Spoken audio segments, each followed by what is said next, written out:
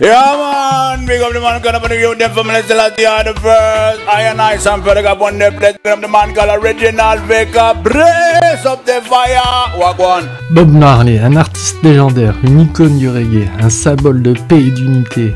Mais en 1976, il a été pris pour cible dans une tentative d'assassinat qui aurait pu changer l'histoire de la musique à jamais. Qui voulait sa mort? Pourquoi? Aujourd'hui, on revient sur cette nuit où Bob Marley a failli perdre la vie.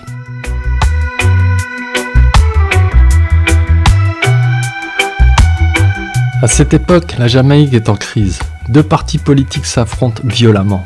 Le PNP, People National Party, du Premier ministre Michael Manley, et le JLP, Jamaican Labour Party, d'Edward Seaga. Les gangs armés contrôlent les rues et la situation devient explosive. Au milieu de ce chaos, Bob Marley reste neutre. Il prêche l'amour et l'unité à travers sa musique. Mais voilà, il accepte de participer à un concert intitulé Smile Jamaica, organisé par le gouvernement pour apaiser les tensions. Un choix qui va lui coûter cher. Le 3 décembre 1976, 2 jours avant le concert, Bob Marley répète dans sa maison sur Hope Road à Kingston. Il est entouré de son groupe et de sa famille. Il ne sait pas que plusieurs hommes armés s'approchent de la résidence. Et là retentit des coups d'armes à feu. Un groupe d'assaillants envahit la maison. Bob Marley est touché à la poitrine et au bras. Me? Yes, sir. Yeah. Went right through? But just no, I'm said lodge inside. Sa femme Rita Marley reçoit une balle dans la tête. Miraculeusement, elle survit. Son manager Don Taylor est gravement blessé. Les assaillants prennent la fuite, laissant tout le monde sous le choc. You never saw the gunman?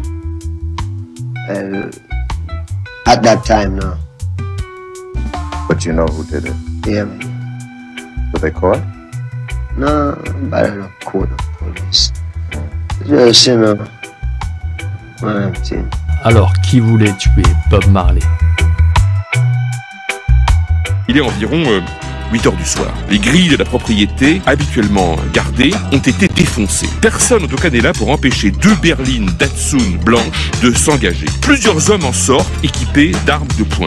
Bob Marley sort du local de répétition pour se préparer un pamplemousse. Son manager, Don Taylor, le rejoint. Et il se retrouve face à un tireur. Et ce tireur lui loge 4 ou 5 balles dans l'aine. Don Taylor s'effondre, laissé pour mort. Un des attaquants, le même, se retrouve seul face à Bob Marley. Il tire dans tous les sens et la seule balle qui atteint Bob Marley le fait par ricochet. Elle rebondit contre un mur, effleure sa poitrine et vient se loger dans son bras gauche. Marley a juste le temps de s'enfuir et le tireur ne lui court pas après.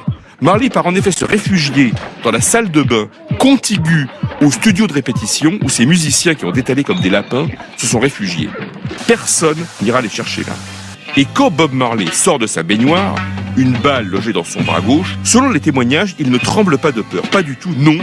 Il est furieux, il est foudrage. Mais le plus incroyable, c'est que malgré ses blessures, Bob Marley monte sur scène 2 jours plus tard et joue pendant 90 minutes. Avec un bandage sur le bras, il chante pour la paix devant 80 000 personnes. Quand on lui demande pourquoi il a joué malgré tout, il répond « Les gens qui essaient de rendre le monde pire ne prennent jamais un jour de repos. Pourquoi moi j'en prendrais un ?»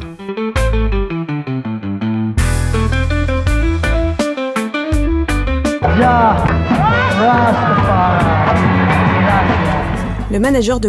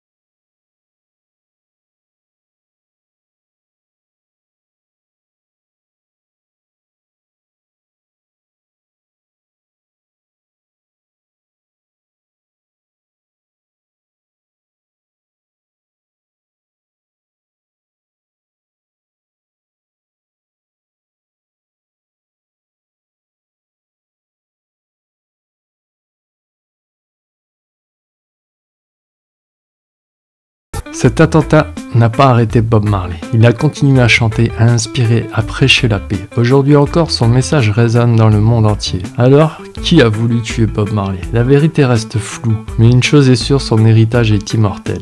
Cette histoire t'a marqué? Laisse un like, abonne-toi et dis-moi ce que t'en penses aux commentaires. Allez, big up la compagnie. Peace!